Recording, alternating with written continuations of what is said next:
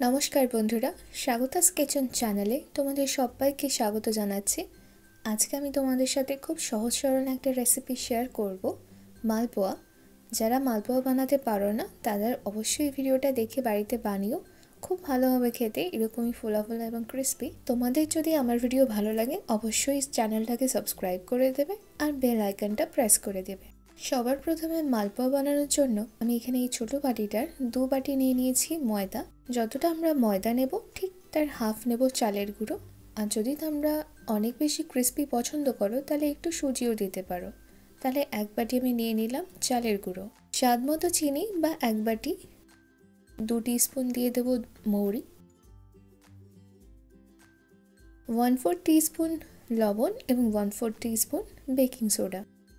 এবার এতে আমরা অল্প অল্প করে জল দিয়ে একটা গাঢ় ব্যাটার বানিয়ে নেব। তোমরা চাইলে ব্যাটারটা হাত দিয়েও বানাতে পারো, আসলে লাস্টের দিকে হাতটা লাগাতেই হয় ফেটানোর জন্য। তাও যারা হাতটা অ্যাভয়েড করো তাহলে ভালো করে মিশিয়ে নিও।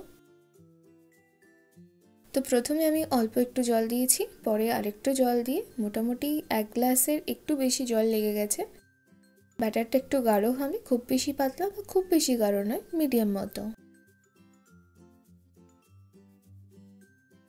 মালপোয়ার ব্যাটারটা হাতে করে 3-4 মিনিট এইভাবে ফেটিয়ে নিতে হবে, যাতে করে মালপোয়াগুলো খুব সুন্দর ফুলে ওঠে, মানে ভেতরে যাতে বাবলস হয় সেই রকমভাবে ফেটিয়ে নিও।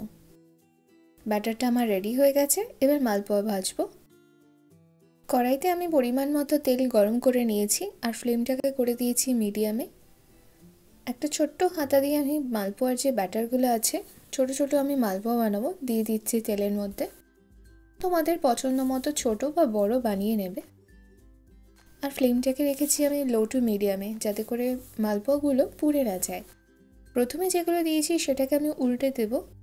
এবার 2 দিক দিয়েই হালকা ব্রাউন হয়ে যাওয়া অবধি ভেজে নেব উল্টে পাল্টে। তো আমি আরও কটা মালপোয়া দিয়ে দিচ্ছি তেলে। এবার হালকা ব্রাউন হয়ে যাওয়া অবধি ভেজে নেব।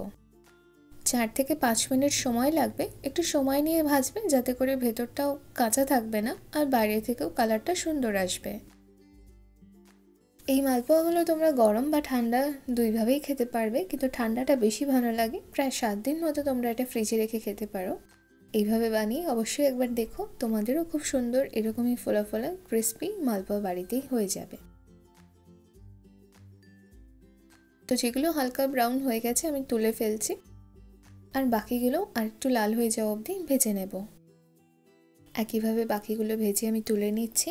খেতে খুবই ভালো হয়েছিল, বাইরে থেকে ক্রিস্পি এবং ভেতর থেকে সফট। একবার অবশ্যই বাড়িতে বানিও আর আমাকে কমেন্ট করে জানিও কেমন লাগলো। ভিডিওটা যদি ভালো লাগে তাহলে অবশ্যই লাইক, কমেন্ট, শেয়ার এবং সাবস্ক্রাইব করে দিও চ্যানেলটাকে। Thank you for watching.